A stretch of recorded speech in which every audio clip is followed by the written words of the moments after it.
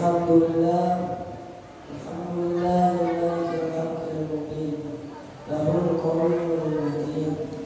Asyhadu an la ilaha illallah wahdahu la syarika lah, lahu ma fis samawati wa ma fil ardh.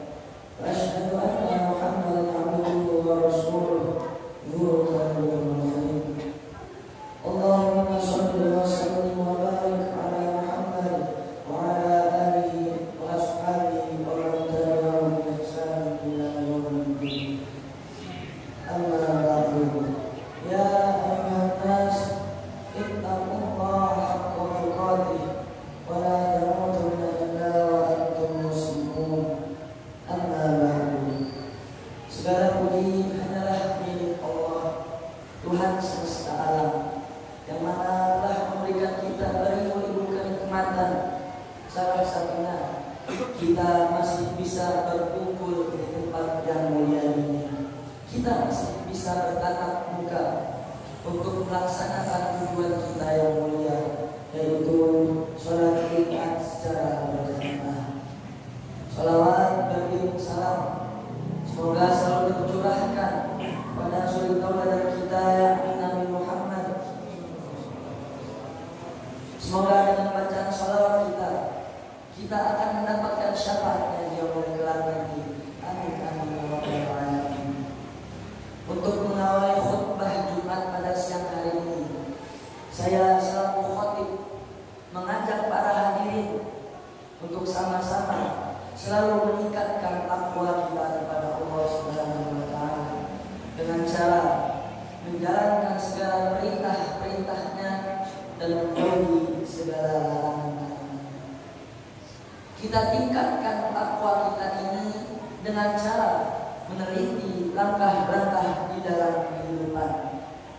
Jangan sampai langkah-langkah yang kita perbuat, langkah-langkah yang kita lakukan melanggar aturan dan ketetapan yang telah Allah tetapkan kepada kita.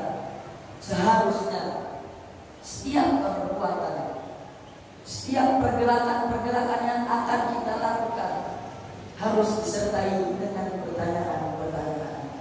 Pertanyaannya, apakah Allah akan ridho terhadap apa-apa yang kita kerjakan? Jika Allah ridho terhadap apa-apa yang kita kerjakan, maka kerjakanlah pekerjaan itu dengan niatan lillahi ta'ala. Begitupun sebaliknya, jikalau Allah tidak ridho, Allah murka terhadap apa-apa yang kita perbuat, maka dengan secepat mungkin kita tinggalkan perkara tersebut. Hadirin sidang Jumat yang berbahagia, ada satu hal yang kita tidak bisa dapat untuk menghindarinya di dalam kehidupan ini.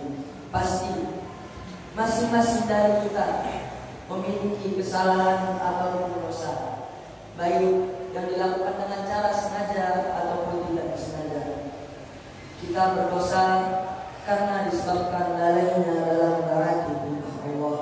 Mungkin pada saat kita sedang melakukan perbuatan dosa, pada saat itu iman kita sedang lemah, sehingga kita tidak mampu untuk menahan hawa nafsu.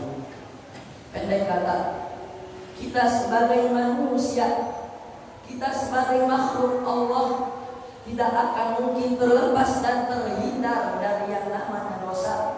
Bahkan ini semua telah menjadi suatu ketetapan yang baku bagi kita umat manusia, sebagaimana Rasulullah SAW bersabda, kullu bani adam khata' wa khairul khata'una at-tawwabun. Setiap anak Adam pasti memiliki dosa, dan sebaik-baik dosa yang dilakukan oleh anak Adam adalah mereka yang ingin bertaubat.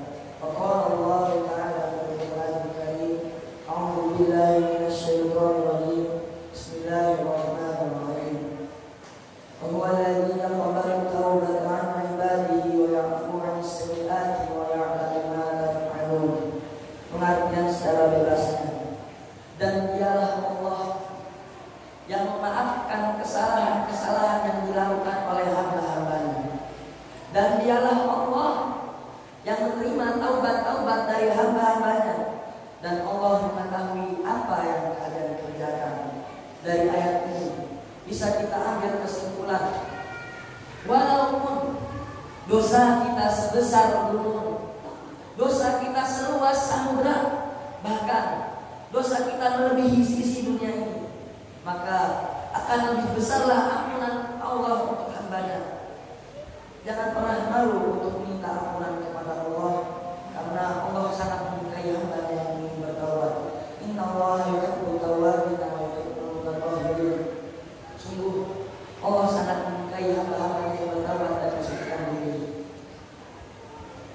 Maka dari itu janganlah pernah malu untuk minta ampunan kepada Allah, walaupun dosa kita sebesar gunung, walaupun kita telah melakukan berjuta-juta kali kesalahan. Jangan pernah berputus asa, jangan pernah malu, jangan pernah berputus asa, karena pada saat kita berputus asa, pada saat kita mengeluh dari rahmat Allah, maka pada saat itu kita termasuk dari golongan orang-orang kafir. Innahu la ya'asu min rahmatillahi illa al-qawmul kafirun. Yang artinya tidak adalah seseorang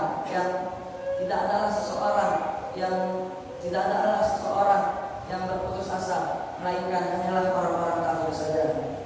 Filosofi Allah menerima ampunan untuk seorang hamba diibaratkan ada seorang hamba yang datang kepada Allah untuk meminta ampunan dan meminta pertolongan, dan dia meminta dengan cara berbaring, maka Allah akan menggapainya dengan cara berangkat. Lalu apabila ada seorang hamba yang datang kepada Allah untuk meminta ampunan dan meminta pertolongan, dan dia minta dengan cara berangkat, maka Allah akan menggapainya dengan cara berjalan. Kemudian apabila ada seorang hamba yang datang kepada Allah untuk meminta ampunan dan meminta pertolongan, dan dia meminta dengan cara berjalan, maka Maha Suci Allah akan menggapainya dengan lari secepat kilat. Itu inti dari filosofi ini adalah semakin banyak kita meminta ampunan kepada Allah, maka semakin Allah berikan yang terbaik untuk kita.